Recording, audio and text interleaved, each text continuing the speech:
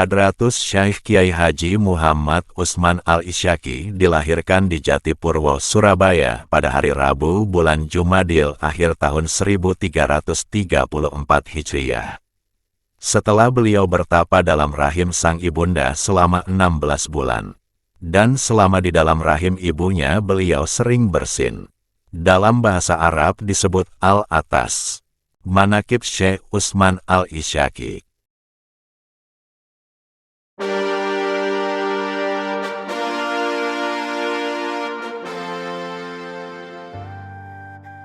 Assalamualaikum warahmatullahi wabarakatuh. Sebelumnya jangan lupa untuk like, share, subscribe dan komentarnya. Semoga yang like, share, subscribe dan komentar diberikan rezeki banyak dan bisa naik haji Makkah Madinah. Dalam kitab Al-Lu'lu' wa Al-Marjan karya Kiai Haji Abdul Ghaffar menuliskan, manaqib ini, manaqib Kiai Usman, dikumpulkan dari pengakuan dan pernyataan para habaib serta para ulama yang mengenal Hadratus Syekh baik secara lahir maupun secara batin. Di antaranya, pengakuan dan pernyataan tersebut berasal dari Al-Habib Ali bin Abdurrahman Al-Habsyi Kuitang, Jakarta, Al-Habib Ali bin Husain bin Muhammad Al-Atas Bungur Besar, Jakarta, Al-Habib Abdul Qadir bin Ahmad Bil Faqih Malang, Al-Habib Abdullah Al-Haddad, Al-Habib Zain Al-Jufri, Kiai Hamid Karang Binangun Lamongan, Kiai Abdul Hamid Pasuruan, Nyai Hadijah, dan lain-lain. Juga dari Hadratus Syekh Muhammad Usman sendiri sebagai tahaduts bi'an-nimah berdasar firman Allah, Surat, wa amma binikmati robika fahadis. Juga untuk menjaga jangan sampai ada orang yang mengingkari atau menentangnya atau mencelanya. Juga terhadap masyayikh yang lain, menyebut manaqib sendiri semacam ini pernah dilakukan oleh ulama terdahulu untuk memperkenalkan hal ihwal mereka kepada orang lain agar ditiru, seperti Syekh Abdul Ghafir Al-Farisi, Syekh Al-Asfahani, Syekh Yaqut Al-Hamawi, Syekh Abu Ar-Rabi Al-Maliki, Syekh Safiyuddin Al-Mansur serta Syekh Jalaluddin As-Suyuti. Imam As-Suyuti umpamanya telah menyebutkan manaqibnya sendiri dalam kitab-kitab tabakat, yaitu Tabakat Al-Fuqaha, Tabakat Al-Muhadisin, Tabakat Al-Mufassirin, Tabakat An-Nuhat, Tabakat As-Sufiyah, dan Tabakat Al-Mukrin. Imam As-Suyuti mengatakan, saya menyebutkan manaqibku sendiri hanyalah mengikuti perbuatan orang-orang salaf yang soleh, dan untuk memperkenalkan hal ihwal saya dalam bidang ilmu agar orang lain menirunya, juga untuk tahaduts bi'an-nimah. Adapun manaqib Hadratus Syekh yang terperinci dan mendetail ada di dalam kitab Sifah Al-Qulub li Kaul Al-Mahbub yang disusun oleh Kiai Haji Abdullah Faqih Suci Gresik, dan kemudian disusun kembali ke dalam bahasa Arab secara sistematis dan praktis dalam kitab Al-Lu'lu' wa Al-Marjan fi Manaqib Asy Syekh Muhammad Usman. Nasab dan kelahiran Hadratus Syekh Kiai Haji Muhammad Usman Al-Isyaki. Menurut nasab yang sudah tersusun rapi di dalam keluarga, Hadratus Syekh Kiai Haji Usman Al-Isyaki adalah seorang sayyid dan seorang habib. Sebab beliau dari jalur ibu adalah keturunan Maulana Muhammad Ainul Yakin atau yang biasa disebut sebagai Sunan Giri bin Maulana Ishaq Al-Husaini. Sedangkan ayah beliau adalah keturunan Sunan Gunung Jati yang juga bermarga Al-Husaini. Dengan demikian Hadratus Syekh Kiai Haji Muhammad Usman Al-Isyaki adalah anak cucu Rasulullah Shallallahu Alaihi Wasallam dengan urutan yang ke-37. Nasab beliau adalah Muhammad Usman, Surati, Abdullah, Bah Deso, Bah Jarangan, Ki Ageng Mas, Ki Panembahan Bagus, Ki Ageng Pangeran Sedeng Rana, Panembahan Agung Sido Mergi, Pangeran Kawis Guo, Fatlullah Sido Sunan Prapen, Ali Sumodiro, Muhammad Ainul Yakin Sunan Giri, Maulana Ishaq, Ibrahim Al-Akbar, Ali Nurul Alam, Barokat Zainul Alam, Jamaluddin Al-Akbar Al-Husain, Ahmad Syah Jalalul Amri, Abdullah Khan, Abdul Malik, Alawi, Muhammad Sohib Mirbat, Ali Koli, Kasam, Alawi, Muhammad, Alawi, Ubaidillah, Ahmad Al-Muhajir, Isa An-Nakib Ar-Rumi, Muhammad An-Nakib, Ali Al-Uraitli, Jafar Sadik, Muhammad Al-Bakir, Ali Zainal Abidin, Husain, Ali bin Abi Thalib, Fatimah binti Rasulullah Shallallahu Alaihi Wasallam. Hadratus Syekh Kiai Haji Muhammad Usman Al-Isyaki dilahirkan di Jatipurwo, Surabaya pada hari Rabu bulan Jumadil akhir tahun 1334 Hijriah. Setelah beliau bertapa dalam rahim sang ibunda selama 16 bulan. Dan selama di dalam rahim ibunya beliau sering bersin. Dalam bahasa Arab disebut al-atas. Keistimewaannya nampak sejak kecil. Semenjak kecil keistimewaan dan kekeramatan beliau sudah nampak tatkala Usman kecil sudah bisa berjalan. Beliau selalu tidak ada di rumah setelah maghrib, dan baru pulang setelah jam 11 malam dengan badan yang penuh berlumuran lumpur. Kejadian itu menjadi pertanyaan sendiri oleh keluarga. Setelah diselidiki, ternyata beliau berada di sungai didekap oleh seekor buaya putih. Setiap malamnya Usman kecil selalu tidur di surau atau langgar bersama sang kakek, Kiai Abdullah. Selain kakeknya, tak ada seorang pun yang berani mendampingi Usman kecil tidur. Karena dari kedua mata Usman memancarkan sinar yang terang seakan menembus langit bagaikan lampu sorot. Sejak beliau berumur 4 tahun setiap pagi pada jam 3 waktu istiwa, beliau keluar rumah menuju Masjid Jami Ampel Surabaya dengan diantar oleh kakak perempuan beliau yang bernama Nyai Hadijah untuk membaca tarhim, panggilan salat fajar, sampai datang waktu subuh di menara masjid.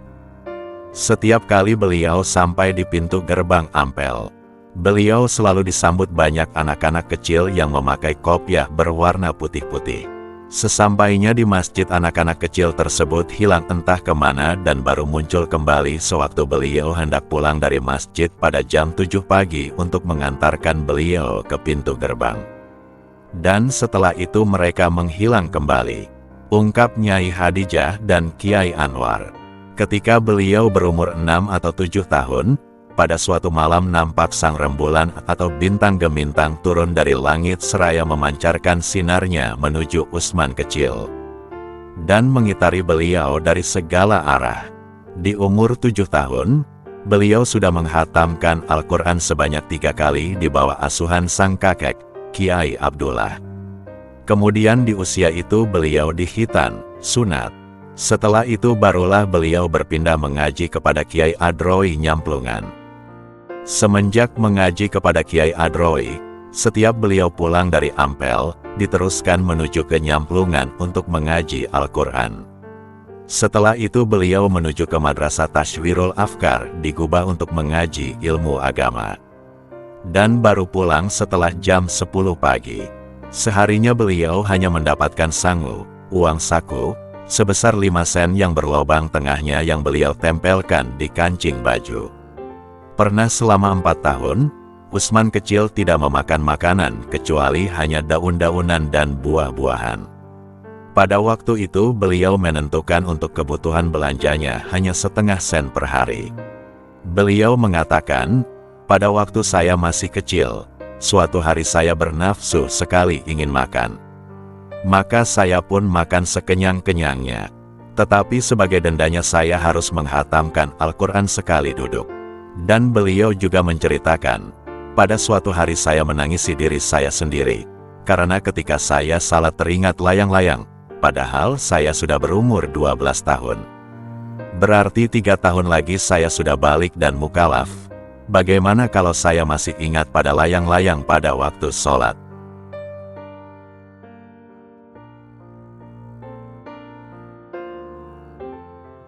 Menginjak usia dewasa dilaluinya dengan mengembara mendalami ilmu agama. Ahmad Asrori, putra sekaligus pengganti Kiai Haji Usman sepeninggalnya, mengatakan bahwa ayah beliau pernah mengatakan, ketika saya menginjak umur 13 tahun, mata saya melihat Ka'bah di Makkah secara sadar dan nyata. Maka mata saya pun saya usap berkali-kali, tetapi tetap saja yang nampak hanyalah Ka'bah di Makkah. Kemudian saya berpikir, mungkin mata saya sudah rusak. Saya pun akhirnya minta dibelikan kacamata khusus untuk melihat. Akan tetapi hasilnya tetap sama. Ka'bah di Makkah tetap nampak di pelupuk mata saya. Itulah awal kasyaf yang dialami oleh Hadratus Syekh. Dan sejak itu, kata Hadratus Syekh, saya melihat orang dengan segala kepribadiannya. Ada yang menyerupai serigala, ada yang seperti truwelu, ada yang seperti babi, seperti ayam, kucing dan lain sebagainya menurut pembawaan nafsunya masing-masing. Tetapi saya tidak berani berkata terus terang, sebab itu adalah rahasia seseorang. Ujar Kiai Haji Ahmad Asrori bin Usman Al-Isyaki. Pada suatu hari Hadratus Syekh sampai larut malam tidak pulang dari madrasah seperti biasanya pada jam 10 pagi. Sehingga orang-orang tua mengkhawatirkan keadaannya. Maka Imam Raudah Kiai Nur, atas izin orang tua beliau, berangkat mencari Kiai Usman, dan oleh karena diberitakan bahwa Hadratus Syekh berada di pondok Kiai Khozin Panji, maka Kiai Nur pun berangkat ke sana. Tetapi sesampai Kiai Nur di Siwalan Panji, Hadratus Syekh sudah pindah ke pondok Kiai Munir Jambu Madura. Setelah orang tua beliau mendengar kabar yang demikian itu, beliau mengatakan, tidak usah mencari Usman, yang penting dia sehat. Setelah beberapa lama tinggal di pondok, beliau sakit keras, maka terpaksa beliau pulang ke rumah. Setelah berobat beliau akhirnya sembuh kembali. Kemudian Hadratus Syekh dipondokkan ke Hadratus Syekh Kiai Haji Hashim Asy'ari di Tebuireng. Selanjutnya beliau dipondokkan ke Kiai Romli Peterongan Jombang. Pada waktu itu Hadratus Syekh benar-benar terikat.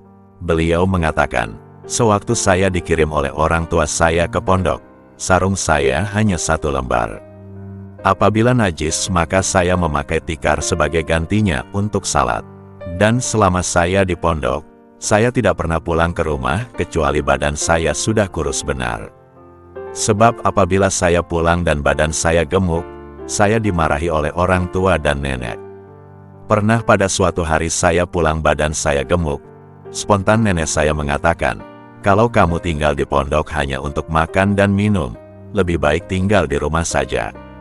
Suatu hari saat kepulangan Hadratus Syekh dari pondok, beliau menyaksikan adanya hubungan-hubungan khusus yang diselenggarakan oleh 7 orang pemuda dan 7 orang pemudi setiap hari di samping musola depan rumah beliau. Melihat hal yang tidak senonoh itu, akhirnya beliau adukan kepada Kiai Romli dengan mengatakan, Kiai, saya melihat ada mutiara di dalam air yang keruh dan najis. Apakah saya harus mengentasnya, menyelamatkannya? Kiai Romli menjawab, entaslah wahai Usman, dengan syarat hatimu tidak berpaling kepadanya. Kalau hatimu berpaling kepadanya, maka kamu tidak akan berjumpa denganku besok di mahsyar. Maka beliau pun mengumpulkan pemuda dan pemudi yang berjumlah 14 orang itu di rumah beliau setiap malam. Beliau ikuti pembicaraan-pembicaraan mereka yang intim itu sambil beliau masuki urusan keagamaan mereka. Dan beliau peringatkan kepada mereka akan siksa Allah Subhanahu wa Ta'ala, sampai akhirnya mereka pun bertaubat dengan taubat nasuha. Kiai Usman pernah diadukan oleh seorang ulama kepada Kiai Romli karena beliau diketahui telah mengadu ayam. Mendengar pengaduan itu Kiai Romli menjawab, saya tidak berani melarangnya dan Kiai tidak usah menirunya mengadu ayam. Awal mula diangkat sebagai mursyid tarikat. Kawan dekat Hadratus Syekh yang bernama Kiai Haji Hashim Bawean pernah bercerita, Hadratus Syekh dibayat oleh Kiai Romli pada hari Rabu tanggal 16 Sya'ban tahun 1361 Hijriyah, 1941 Masehi. Setelah beliau dibayat selama 1 minggu, beliau menyusun silsilah tarikat Qadiriyah wa Naqsyabandiyah atas perintah Kiai Romli yang diberi nama Samrat Al-Fikriyah. Hadratus Syekh mengatakan, Saya dibayat oleh Kiai Romli atas permintaan Kiai Romli sendiri. Pada waktu itu saya dimasukkan ke kamar Kiai dan didudukkan di atas burdah yang putih bersih di atas tempat tidur Kiai dan dipinjami tasbih. Padahal waktu itu kaki saya berlumpur karena hujan. Karena sudah menjadi tradisi, setiap kali saya masuk ke rumah Kiai, kaki saya pasti telanjang tanpa alas kaki. Dengan demikian, sebelum saya jadi murid saya adalah murad, dan sebelum saya menjadi talib saya adalah matlab. Dalam kesempatan lain Hadratus Syaikh mengatakan akan menghadiri majelis khusus atau wirid khataman selama 4 tahun. Saya terus-menerus berjalan kaki memakai klompen dari Surabaya ke Paterongan. Barulah kadang-kadang saya naik kendaraan setelah ketahuan Kiai Hashim Asy'ari di Mojoagung dan beliau mengatakan, "Jangan jalan kaki terus-menerus Usman." Selanjutnya Kiai Hashim Bawean mengatakan, sewaktu terjadi Perang Dunia II tahun 1942 Masehi, Hadratus Syaikh sekeluarga pindah sementara ke Peterongan. Kalau siang hari berada di dalam pondok. Pada suatu hari, yakni hari Selasa, beliau disuruh menghadap Kiai Romli pada jam 2 malam untuk diangkat menjadi mursyid Tarikat Qadiriyah wa Naqsyabandiyah. Hadratus Syaikh waktu itu mengatakan, tidak kuat Kiai. Tetapi Kiai Romli tetap melaksanakan perintah Allah. Kemudian mengusapkan tangannya di atas kepala Kiai Usman. Seketika itu pula Hadratus Syaikh jatuh pingsan tak sadarkan diri dan langsung jazab. Selama 1 minggu Hadratus Syaikh mengalami jazab. Beliau tidak makan, tidak minum, tidak tidur, tidak buang air besar maupun kecil, dan tidak salat. Wajah beliau cantik sekali, bagaikan bulan purnama. Tak seorang pun yang berani melihat wajah beliau yang cantik itu. Setelah Hadratus Syaikh mengalami jazab 1 minggu, beliau berkata kepada Kiai Hashim Bawean, "Nanti malam akan datang tamu-tamu banyak sekali, tidak perlu suguhan makanan atau minuman." Maka pada jam 8 kurang 10 menit malam Hadratus Syaikh sudah siap menerima para tamu di kamar dan menghadap ke pintu. Tidak lama kemudian beliau mengucapkan, "Waalaikumsalam, waalaikumsalam," selama kurang lebih 5 menit dan nampak seakan-akan Hadratus Syaikh menjabat tangan orang-orang sambil menundukkan kepala. Kemudian beliau mengatakan, "Mulai hari ini saya ditetapkan sebagai mursyid langsung oleh Syekh Abdul Qadir Al-Jailani Radhiyallahu anhu dan Nabiullah Khidir alaihi salam, serta oleh sejumlah masyayikh Qadiriyah wa Naqsyabandiyah. Dan sejak sekarang saya diizinkan untuk membayat," sambil menyerahkan sepucuk kertas kepada Kiai Hashim Bawean. Kemudian Hadratus Syaikh menghadap ke barat sekali lagi dan mengucapkan, "Naam, naam." Tepat pada jam 8:05 malam itu, Hadratus Syaikh berdiri menuju ke pintu. Setelah diam sejenak, beliau mengucapkan, "Waalaikumsalam, waalaikumsalam." Kemudian oleh Kiai Hashim, Hadratus Syaikh disuruh mandi setelah 1 minggu tidak mandi. Dan ketika itulah Kiai Hashim cepat-cepat pergi ke Kiai Romli untuk mengantarkan sepucuk kertas tadi. Setelah menerima kertas itu, Kiai Romli spontan menemuinya di luar rumah seraya mengatakan, "Ada apa? Ada apa? Ada apa?" Ketika Kiai Romli membaca sepucuk kertas itu, spontan Kiai mengatakan dengan bahasa Madura yang maksudnya, "Alhamdulillah sekarang saya punya anak yang bisa menggantikan saya sampai 3 kali." Orang tua Kiai Usman juga pernah menyatakan kepada salah seorang habib bahwa Hadratus Syaikh telah mendapatkan ijazah dari Syekh Abdul Qadir Al-Jailani Radhiyallahu anhu untuk berdakwah dan diangkat sebagai khalifahnya tanpa perantara.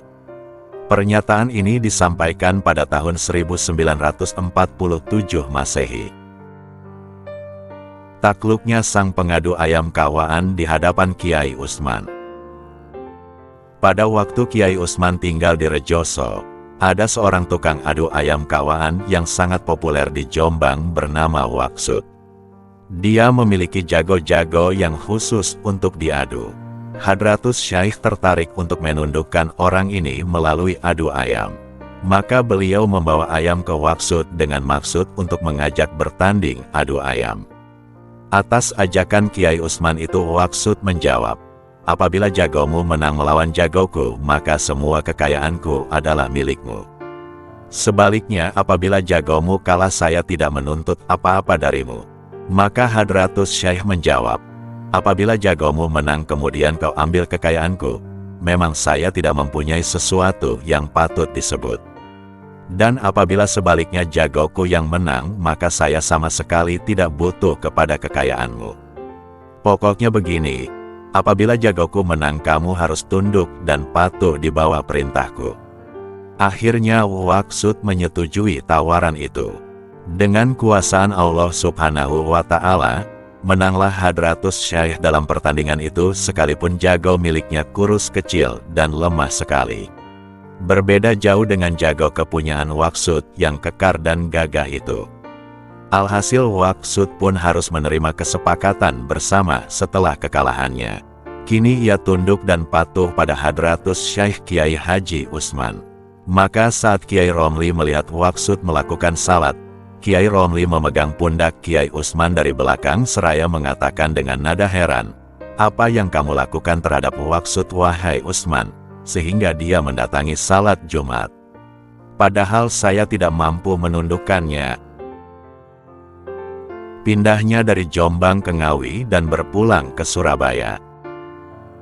Di Peterongan, Hadratus Syekh tinggal di desa Ngelunggih tidak jauh dari Rejoso atas saran Kiai Romli dengan maksud agar beliau menjadi imam di Ngelunggih.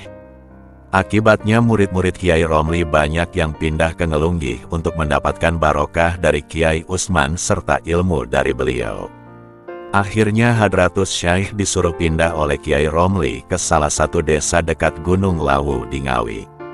Ketika Hadratus Syekh sampai di lereng Gunung Lawu, sangu, bekal, beliau tinggal Rp1.70 tidak cukup untuk membeli beras 1 liter sekalipun.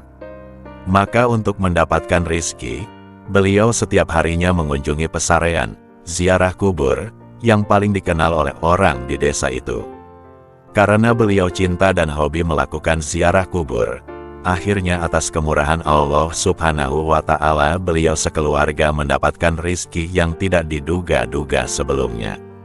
Di antara orang kampung, ada yang mengundang beliau untuk mengikuti tahlilan, ada pula yang minta barokah doa, ada yang meminta fatwa, sampai akhirnya Hadratus Syekh menjadi populer di desa itu dan kemudian menjadi imam di desa itu. Di desa barunya itu, suatu hari beliau bermimpi berjumpa dengan gurunya, Hadratus Syekh Kiai Haji Hashim Asy'ari Tebuireng, berpamitan kepada beliau dengan mengatakan, "Saya duluan Usman." Mimpinya tersebut ternyata sebuah isyarat akan berpulangnya sang guru ke Rahmatullah. Karena esok harinya beliau mendengar berita bahwa Kiai Hashim Asy'ari meninggal dunia. Menjelang meletusnya Madiun Ever, peristiwa Madiun pada tahun 1948 Masehi. Kiai Usman berkali-kali menerima surat serta saran agar beliau pulang saja ke Surabaya karena situasi yang tidak aman lagi di daerah itu. Mendengar kabar pulangnya Hadratus Syekh Kiai Haji Usman ini, sebagian besar penduduk di lereng Gunung Lawu itu keberatan ditinggalkan oleh beliau. Karena mereka masih amat memerlukan doa, ilmu serta barokah dari beliau. Bahkan ada warga yang berjanji memberikan 20 hektar kebun kepada Hadratus Syekh agar beliau sudi tetap tinggal di desa itu. Tetapi setelah beliau melakukan istikharah, akhirnya beliau menetapkan kembali ke Surabaya. Hubungan erat guru dan murid. Ketika Hadratus Syekh menjadi santri di Pondok Rejoso, beliau masih muda belia. Masa itu beliau sering dijumpai oleh Nabi Khidir alaihi salam. Sehingga beliau laporkan kepada Kiai Romli dan dijawab oleh Kiai, "Mengapa tidak kau minta datang kemari wahai Usman?" Hadratus Syekh sejak kecil sampai akan pulang ke Rahmatullah selalu istiqomah dalam segala perilaku, Perbuatan serta ucapan yang beliau tiru dari Rasulullah Shallallahu Alaihi Wasallam tak pernah terlihat beliau hadat, dan semua menyaksikan bahwa keseluruhan waktunya hanyalah untuk mengabdi kepada Allah Subhanahu wa Ta'ala. Maka pantaslah kalau beliau dipilih oleh Kiai Romli sebagai khalifahnya. Dalam hubungan ini, Kiai Romli pernah bermimpi bahwa di Surabaya terdapat sebuah pabrik besar yang terus-menerus berproduksi di bawah pimpinan Hadratus Syekh Kiai Haji Muhammad Utsman. Itulah Tarikat Qadiriyah wa Naqsyabandiyah yang beliau asuh. Sebelumnya, Kiai Romli sering menampakkan dan melahirkan ridanya kepada Kiai Utsman, sampai beliau mengatakan, "Alangkah besar ridha saya kepadamu, wahai Utsman." Dan Hadratus Syekh meminta pendapat tentang Khalifah Syekh Abdul Qadir Al-Jailani radhiyallahu anhu. Kiai Romli tersenyum-senyum sambil melihat dan menunjuk pada Kiai Utsman. Sebaliknya, Kiai Utsman kepada Kiai Romli juga fanatik dan sering merindukannya apabila berpisah agak lama. Pada suatu hari, putra beliau yang bernama Abu Lukmanul Hakim sewaktu masih kecil jatuh dan terbentur pada tepi meja di rumahnya, sehingga dari kepalanya mengalir darah yang banyak sekali yang cukup mengkhawatirkan keluarga beliau. Maka oleh keluarga beliau supaya beliau mengantarkan putranya ke rumah sakit Karangtembok, dan kalau tidak berhasil terus ke Simpang. Padahal Hadratus Syekh ketika itu akan pergi ke Rejoso karena sangat rindu kepada Kiai Romli. Maka beliau berkata dalam hatinya, "Saya harus pergi ke Rejoso.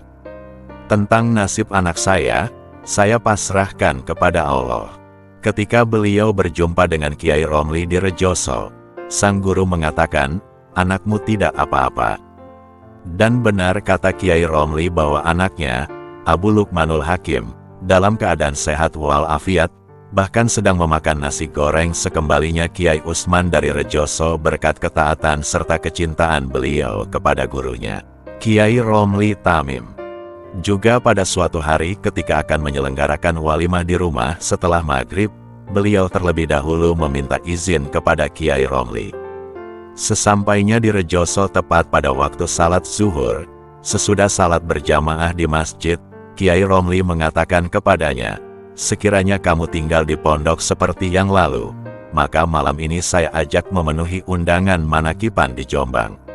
Maka Kiai Utsman menjadi bimbang, antara mendampingi gurunya memenuhi undangan manakipan di Jombang dan pulang ke rumah untuk mengharapkan tamu-tamu yang beliau undang ke rumah beliau pada malam itu juga.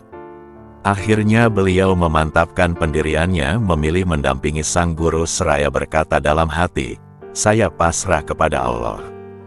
Toh nasi-nasi yang telah masak di rumah ada orang-orang yang memakannya, sedangkan menyertai guru adalah lebih utama."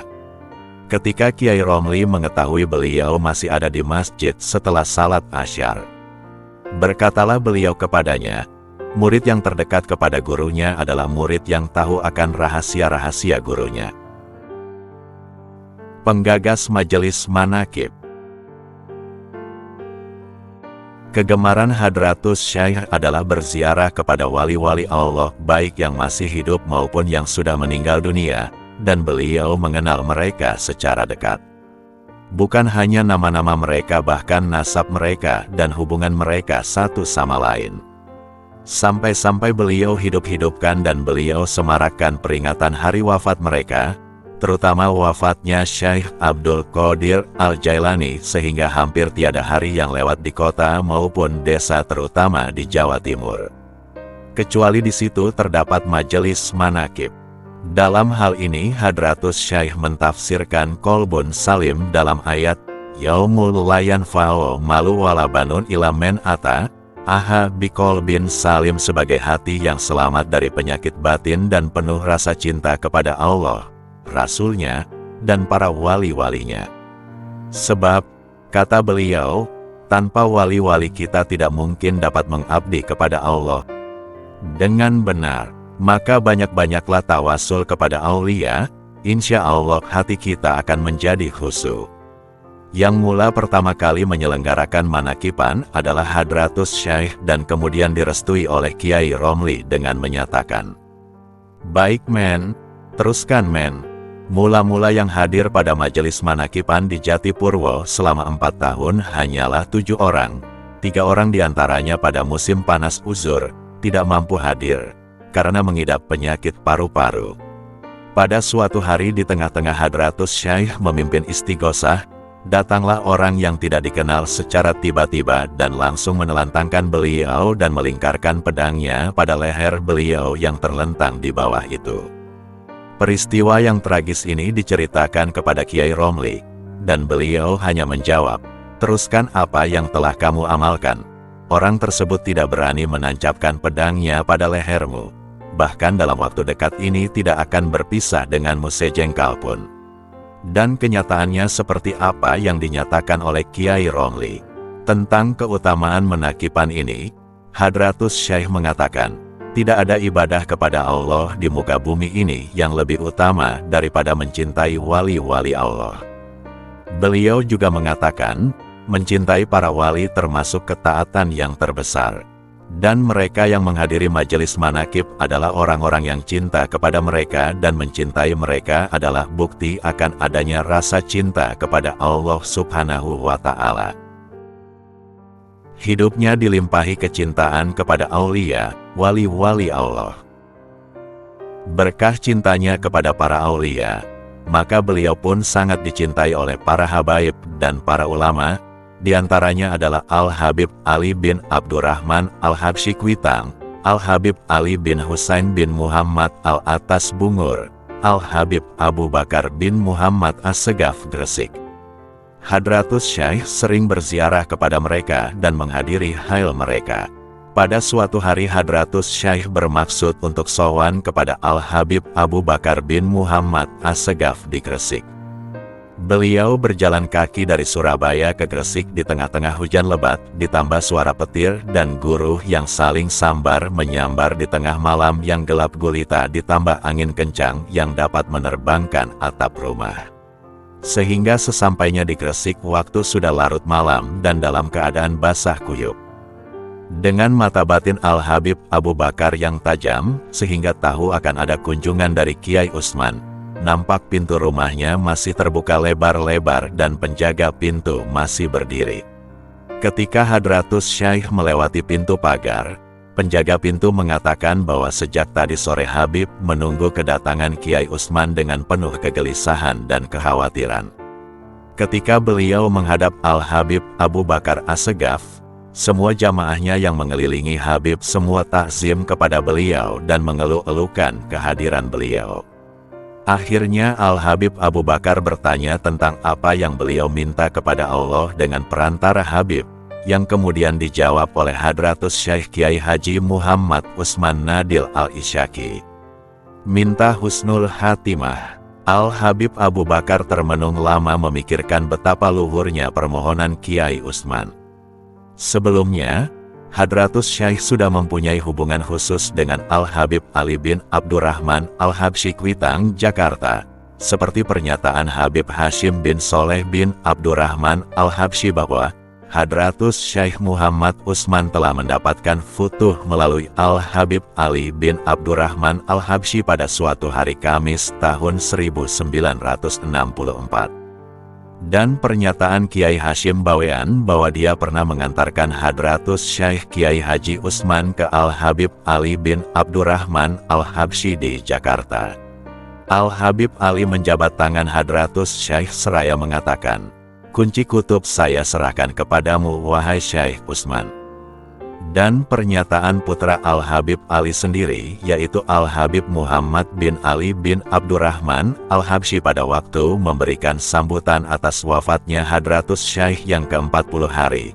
Setiap kali Hadratus Syekh menemui kesulitan apa saja, beliau selalu pergi ke Jakarta untuk menjumpai Al-Habib Ali Al-Habsyi untuk kemudian dapat berhubungan dengan Rasulullah.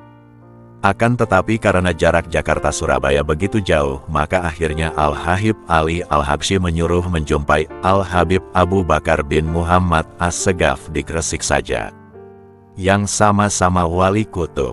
Selanjutnya, Al-Habib Muhammad bin Ali Al-Habsyi menyatakan dalam sambutannya bahwa Hadratus Syekh akhirnya berhubungan langsung sendiri dengan Rasulullah tanpa perantara sewaktu mengalami kesulitan. Ketinggian derajatnya dinyatakan oleh para wali. Hadratus Syekh juga sangat dekat dengan Al-Habib Ali bin Husain bin Muhammad Al-Atas Bungur Besar Jakarta. Sehingga sewaktu Al-Habib Ali Al-Atas membaca Khususiyah wa Kalimatul Aka Syekh Utsman yang disusun oleh Al-Habib Hasan Al-Jufri Bangil, beliau menangis terisak-isak. Kemudian beliau gantungkan di atas pintu rumah seraya mengatakan, "Saya letakkan nazaman ini di sini agar saya dapat melihat Syekh Utsman setiap saat." Kemudian beliau mendoakan Hadratus Syekh semoga panjang umur. Kalau tidak, kata Habib Ali Al-Atas, siapakah yang menggantikan kedudukannya? Demikian pernyataan menantu Hadratus Syekh Abu Lu'lu sekembalinya dari Jakarta. Dan Al-Habib Ali bin Husain bin Muhammad Al-Atas pernah menyatakan, sesungguhnya Syekh Utsman tiada duanya pada masa sekarang. Dan pada waktu Hadratus Syekh berziarah ke sana, di hadapan para hadirin Al-Habib Ali Al-Atas menyatakan, "Wahai Syekh Utsman, engkau dari keluarga Nabi. Kekhalifahan Syekh Abdul Qadir Al-Jailani di tanganmu, wahai Utsman." Dan dalam kesempatan lain beliau menyatakan, "Saya mendengar dengan kedua telinga saya, paman saya Ali bin Abdurrahman Al-Habsyi mengatakan, sungguh Utsman di mahsyar nanti sangat dekat dengan Nabi Muhammad SAW." Al-Habib Ali Al-Habsyi, Al-Habib Ahmad bin Khalid Al-Hamid, Al-Habib Umar Al-Aidrus dan lain-lainnya menyatakan bahwa Hadratus Syekh Kiai Haji Utsman Al-Isyaki adalah tergolong Ahlul Bait Rasulullah. Al-Habib Salim bin Jindan menjawab, "Syekh Utsman termasuk keluarga Rasulullah, darahnya adalah darah saya ini. Maka ciumlah tangannya apabila kau bertemu dengannya." Walaupun banyak orang mendengkinya, toh dia tidak pernah susah akibat didengki orang. Mereka yang mendengkinya hanyalah rumput-rumput, sedangkan Syekh Utsman adalah pohon besar yang rindang. Ketika Kiai Haji Ahmad Asrori, salah satu putra Syekh Utsman, masih kecil, pernah diajak oleh pengasuhnya yang bernama Abdul Hakim Bawean untuk berkunjung ke Al-Habib Ali bin Muhammad bin Alwi Sadik Al-Habsyi, cucunya, Al-Habib Syekh Bafakih Boto Putih Surabaya, bertepatan dengan Hari Raya Idul Fitri. Dalam kesempatan itu Al-Habib Ali mengatakan kepadanya, "Jangan kau risaukan haliyah, keadaan orang tuamu. Beliau bagaikan matahari. Apabila sangat dekat dengan kita, manusia banyak yang tidak tahan karena saking panasnya. Tetapi ketika jauh dari kita, sinarnya akan membahagiakan kita semua. Demikianlah keadaan orang tuamu Syekh Utsman." Seorang kiai belum dinamakan kiai sempurna sebelum ia diingkari oleh orang-orang yang dekat kepadanya, dan sebaliknya dia dicintai oleh orang-orang yang jauh daripadanya. Tentang hubungan Kiai Utsman dengan Kiai Hamid Pasuruan, Hadratus Syekh pernah bercerita setelah Walimatul Hail Al-Habib Syekh Bafakih Boto Putih Surabaya, "Saya keluar ke teras Cungkup didampingi oleh Kiai Abdul Hamid Pasuruan duduk di tangga Cungkup. Pada waktu itu Kiai Abdul Hamid bercerita, tadi sebelum kesini saya tidur di rumah salah seorang teman di Surabaya. Ketika saya bangun, di hadapan saya terlihat foto Hadratus Syekh Muhammad Utsman. Oleh karena saya tahu bahwa yang meletakkan adalah Agus Masud Kedung Cangkring Sidoarjo, maka saya bertanya kepadanya tentang maksudnya. Jawabannya hanya wallahu a'lam." Lanjut Kiai Utsman berkata, "Saya pun diam mendengar cerita itu karena menyangkut masalah makam, martabat." Tiba-tiba Kiai Hamid menjawab sendiri, "Untuk kepentingan hubungan di mahsyar nanti." Itulah sebabnya, maka dalam suatu walimah Kiai Abdul Hamid Pasuruan mengharap kepada Hadratus Syekh agar ada hubungan yang dekat antara keduanya di mahsyar nanti. Dan Hadratus Syekh menjawab, "Kiai nanti bersama kami di sisi Allah yang Maha Kuasa." Dan pada walimah yang lalu ada orang meminta barokah doa kepada Kiai Hamid, sedangkan di sisi beliau adalah Hadratus Syekh Kiai Haji Utsman. Akhirnya Kiai Hamid memegang lutut Hadratus Syekh Utsman dengan tangan kiri dan berdoa untuk orang yang meminta doa tadi dengan tangan kanan. Kiai Asfahani, putra Kiai Abdullah Fakih yang mengaji di Pondok Kiai Hamid Pasuruan, mengatakan pada suatu ketika, kami duduk bersama-sama Kiai Hamid di ruang tamu. Tiba-tiba Kiai Hamid mengatakan kepada kami, di Pasuruan ini hanya ada kayu gaharu.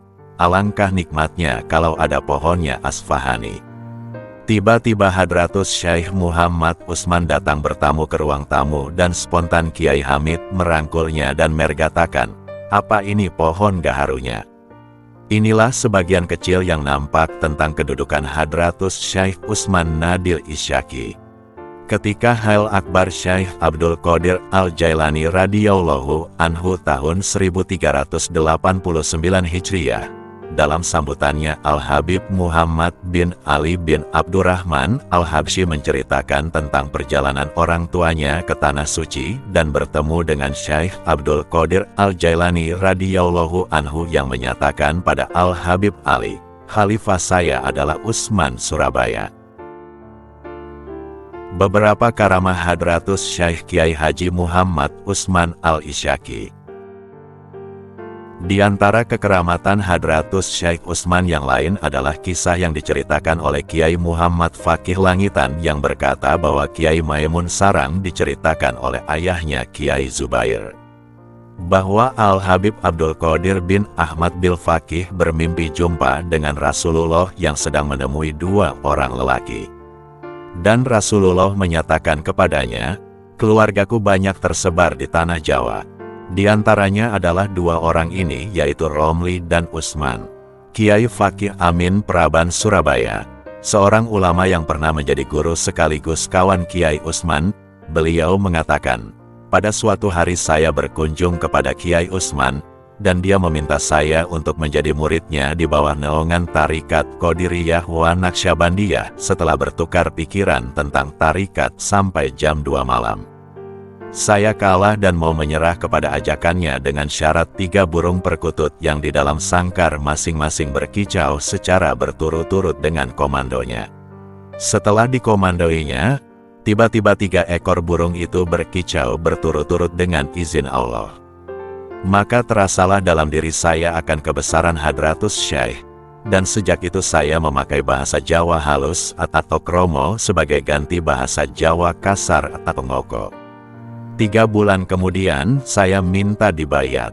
Di antara kekeramatan beliau yang lain adalah, tatkala salah satu muridnya hendak menghadap Hadratus Syekh, muridnya itu berkata dalam hati, "Mengapa jauh-jauh kulangkahkan kakiku ke pondok anu, kemudian ke perguruan tinggi anu, sampai akhirnya ke luar negeri untuk mencari kebenaran dan keyakinan.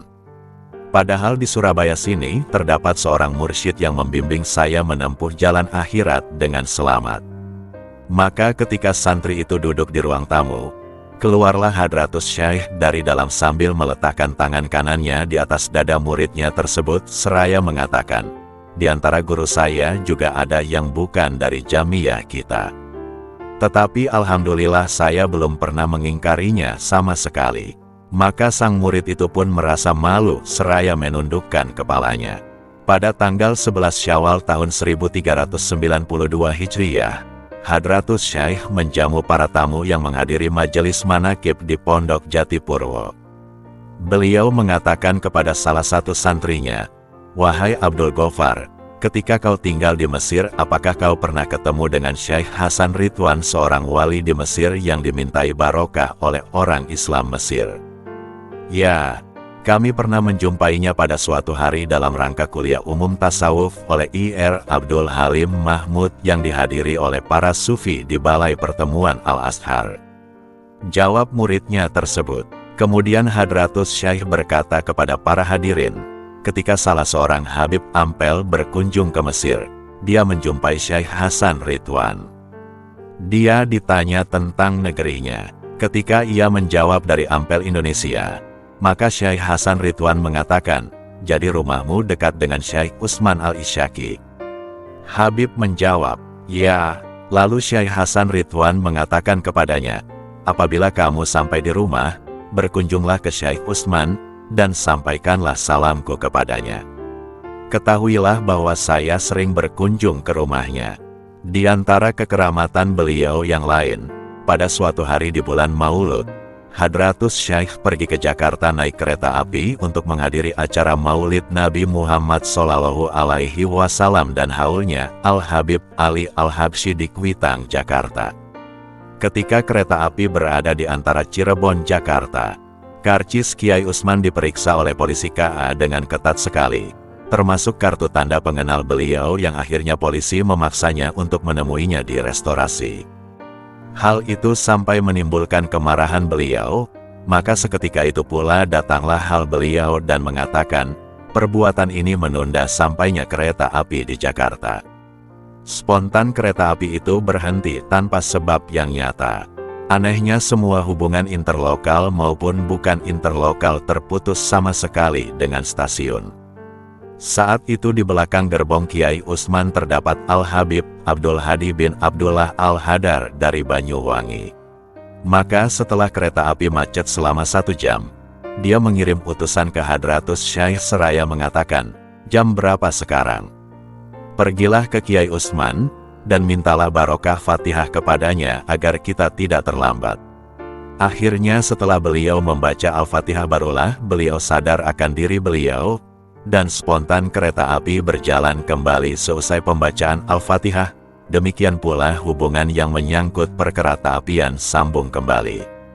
Kiai Masduri Ngeroto pernah menceritakan tentang sejarah masuknya tarikat Qadiriyah wa Naqsyabandiyah di Ngeroto dan sekitarnya sebagai berikut. Sejak tahun 1936 per 1937 Masehi, banyak guru-guru tarikat yang berusaha memasukkan tarikat ke Ngeroto. Bahkan ada kiai yang sampai kawin di Ngeroto kemudian terpaksa firok atau pisah karena tidak berhasil memasukkan tarikat. Pada bulan Muharram tahun 1964 Masehi, Hadratus Syekh Usman datang ke Ngeroto bersama Kiai Muslih bertepatan dengan haulnya Kiai Sirojuddin. Itulah mula pertama beliau datang ke Ngeroto. Kemudian untuk kedua kalinya beliau datang pada tahun 1966 Masehi, saya dipanggil ke rumah paman, dan Hadratus Syekh menangis dan saya dirangkul seraya mengatakan, sabarlah. Sejak sekarang Mas Duri menjadi kiai di desa sini, maka doakanlah semoga panjang umur.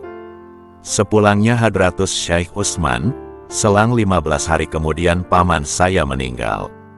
Dan atas saran beliau saya kirim surat kepada beliau tentang wafatnya sang paman. Dan saya mendapatkan balasan agar saya datang ke Surabaya. Di Surabaya saya dibayat dan diberi ijazah manaqib secara mutlak. Setelah itu banyak para ikhwan yang menjadi murid Hadratus Syekh, maka semenjak itu tersebarlah tarikat di Ngeroto.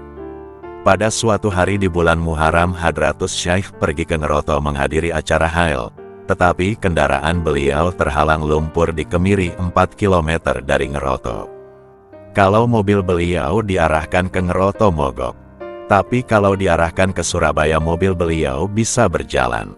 Maka Hadratus Syekh menetapkan untuk kembali ke Surabaya. Yang menolong mengentas mobil beliau dari lumpur adalah masyarakat Kemiri. Maka Hadratus Syekh mengatakan, saya tidak dapat membalas sama sekali.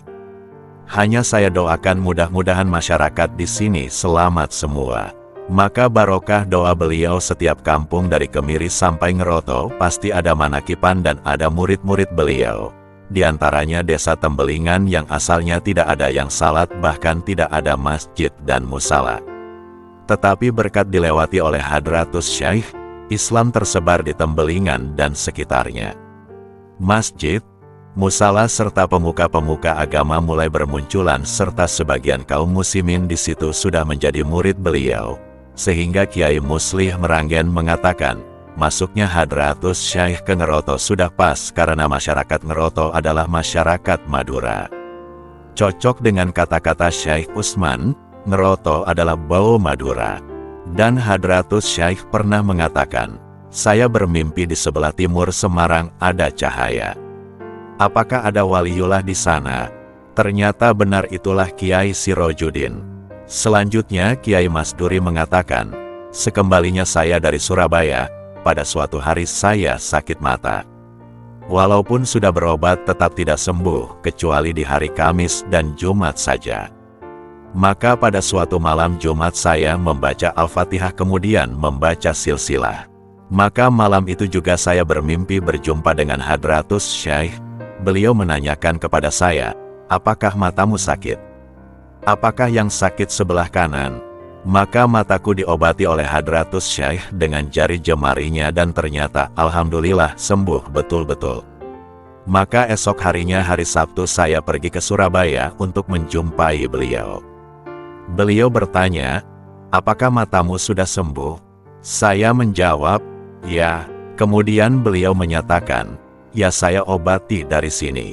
Selanjutnya Kiai Mas Duri menceritakan lagi. Pada suatu hari sewaktu saya berkunjung ke Hadratus Syekh saya disuruh ke Ampel seraya mengatakan, pergilah ke Ampel, saya rindu Agus Masud. Sesampai saya di Lawang Agung saya bertemu dengan Agus Masud, cepat-cepat turun dan minta gendong saya. Pernah Hadratus Syekh bercerita kepada Kiai Mas Duri, pada suatu hari Jumat ada orang hendak menunaikan salat Jumat di Masjid Ampel. Kemudian saya panggil. Saya ajak salat Jumat di Baitul Ma'mur. Setelah kita melangkah 3 langkah kita sudah sampai di Baitul Ma'mur. Ini boleh kau ceritakan setelah saya meninggal. Kiai Mas Duri melanjutkan ceritanya, saya bermimpi salat di musala yang penuh dengan orang-orang yang sedang salat. Karena mereka salat semuanya, maka saya mengingkarinya dan Hadratus Syekh yang itu menjadi makmum tidak tahu siapa yang menjadi imam. Beliau mengatakan kepada saya, mereka adalah wali-wali Allah. Dan saya bermimpi berjumpa dengan Nabi Khidir alaihi salam. Beliau mengajak saya ke tepi sungai. Di sana ada musala yang bersinar terang. Tahu-tahu di situ ada Hadratus Syekh dan kita bertiga menjadi makmum, tetapi saya tidak tahu siapa imamnya. Al-Habib Abdullah bin Umar Al-Hadar pernah mengatakan kepada Kiai Abdul Ghaffar, pada suatu hari Kamis di bulan Syawal Al-Habib Abdul Hadi bin Abdullah Al-Hadar ingin berjumpa dengan Hadratus Syekh Utsman sesudah masuk waktu salat Asyar. Tetapi sesampai di Pondok Jatipurwo beliau tidak menjumpai Hadratus Syekh. Setelah lama menunggu di pondok dan waktu sudah menjelang maghrib maka Al-Habib Abdul Hadi pun cepat-cepat meninggalkan pondok untuk menuju ke Ketapang karena setelah salat maghrib ada acara pembacaan burdah di Ketapang. Ketika sampai di karang tembok becak beliau berpapasan dengan mobil Hadratus Syekh, maka beliau pun kembali lagi ke Pondok Jatipurwo untuk menemui Hadratus Syekh. Sesampai di pondok, Hadratus Syekh sedang mengimami salat Asyar dalam waktu Asyar yang paling akhir. Namun setelah Asyar sempat membaca semua wirid seperti biasanya sampai tuntas. Kemudian Hadratus Syekh menjumpai Al-Habib Abdul Hadi bersama saya di ruang tamu. Di ruang tamu Al-Habib Abdul Hadi membaca Allahu Hui, Allahu Huli Fanimal Wali. Setelah dijamu secukupnya Al-Habib Abdul Hadi mohon pamit kepada Hadratus Syekh untuk pergi ke Ketapang. Dalam hatinya berkata bahwa waktu telah berlalu untuk mengikuti pembacaan burdah di Ketapang, tetapi kenyataannya tidak demikian. Kami sampai di Ketapang orang-orang masih melakukan salat maghrib. Sopir pribadi Hadratus Syekh pernah bercerita, pada suatu hari sepulangnya Hadratus Syekh dari Rejoso, mobil diistirahatkan di Jombang agar kami makan minum dulu. Sedangkan Hadratus Syekh menunggu di salah satu rumah dekat warung tersebut. Seusai makan minum kami menyatakan kepada Hadratus Syekh bahwa bensin telah habis. Beliau pun terkejut dan menanyakan mengapa tidak bilang dari tadi sebelum semua uang yang ada di tangan beliau diserahkan ke Pondok Rejoso dan beliau menanyakan sisa uang kami. Kami menjawab hanya tinggal beberapa puluh rupiah saja. Secara spontan beliau menegaskan, kalau memang demikian baiklah isilah tangki mobil itu dengan air teh tanpa gula semampu uang yang ada padamu. Kami pun percaya sepenuhnya kepada beliau dan membeli teh tawar beberapa ceret dari warung dan langsung kami isikan ke tangki mobil. Setelah itu kami melapor untuk pulang ke Surabaya. Beliau bertanya, "Sudah kau isi bensin?" Kami menjawab bahwa mobil sudah diisi sesuai dengan perintah Hadratus Syaikh. Selanjutnya beliau mengatakan, "Baiklah, mari pulang ke Surabaya. Teh-teh juga bisa menjadi bensin." Akhirnya betul, mobil berjalan terus sampai ke Surabaya memakai bahan bakar teh. Sopir Hadratus Syaikh yang terakhir yaitu Abdus Syakur juga mengalami peristiwa serupa yaitu dalam perjalanan antara Pasuruan Probolinggo. Mobil Hadratus Syaikh kehabisan bensin di tengah malam dan dia disuruh mencari warung untuk mendapatkan teh 1 gelas. Setelah didapatkan, teh itu didoakan oleh Hadratus Syaikh dan mengatakan, "Sudahlah isilah dengan teh, sama saja." Akhirnya bensin teh tadi habis pas saat mobil sampai di Probolinggo persis di garasi mobil. Cerita semacam ini terjadi pula pada waktu Hadratus Syaikh pulang dari Ngeroto, Semarang, di tengah perjalanan yang jauh dari keramaian. Pir mobil putus, tinggal 1 pir saja. Dan oli mobil juga habis kering sama sekali. Ini terjadi di sekitar Caruban menuju Surabaya. Dan Hadratus Syaikh menyuruh supirnya mencari teh untuk menggantikan oli yang sudah habis. Setelah diisi dengan teh, mobil pun dapat di-starter dengan hanya 1 pir saja, dapat berjalan terus sampai di Surabaya dengan selamat bismillah. Hadratus Syaikh pernah menceritakan pengalaman beliau sewaktu ke Singapura. Melihat banyaknya orang-orang yang menjemput beliau di airport, ketua security yang seorang wanita berusaha ingin menyelamatkan beliau dari interview para intelijen yang lain. Maka dia pura-pura mengaku sebagai orang tuanya yang ada di Pontianak. Dan langsung digandeng dari airport menuju mobil dan diantar sekalian menuju ke tempat tujuan. Besoknya dia kembali lagi membawa 2 handuk mandi Hadratus Syaikh. Tetapi setelah 1 hari dipakai mandi dia minta kembali. Demikian pula handuk yang 1 lagi dan menyatakan bahwa handuk itu untuk dia pakai mandi sehari-hari. Sedang yang 1 lagi untuk dia pakai kain kafan sewaktu ia meninggal nanti. Dan seketika itu dia minta dibayat oleh Hadratus Syaikh sebagai murid Tarikat Qadriyah wa Naqsyabandiyah. Sejak itu Hadratus Syaikh selalu dikawal oleh ketua security perempuan itu pulang pergi ke Singapura. Beliau mengatakan, "Inilah berkat saya tidak pernah menyakitkan hati ibu saya selama hidup beliau." Silsilah Tarikat Qadiriyah wa Naqsyabandiyah. Berikut ini adalah silsilah Tarikat Qadiriyah wa Naqsyabandiyah Romo Kiai Haji Usman Al-Isyaki Al-Arif Billah Hadratus Syaikh Muhammad Usman bin Nadi Al-Isyaki bertalqin dan berbaiat dari Al-Arif Billah Hadratus Syaikh Abi Ishamuddin Muhammad Romli Et-Tamimi bertalqin dan berbaiat dari Al-Arif Billah Hadratus Syaikh Khalil Rejoso bertalqin dan berbaiat dari Al-Arif Billah Hadratus Syaikh Hasbullah Madura bertalqin dan berbaiat dari Al-Arif Billah Hadratus Syaikh Ahmad Khotib As-Sambasi bertalqin dan berbaiat dari Al-Arif Billah Hadratus Syaikh Syamsuddin bertalqin dan berbaiat dari Al-Arif Billah Hadratus Syaikh Murad bertalqin dan berbaiat dari Al-Arif Billah Hadratus Syaikh Abdul Fatah bertalqin dan berbaiat dari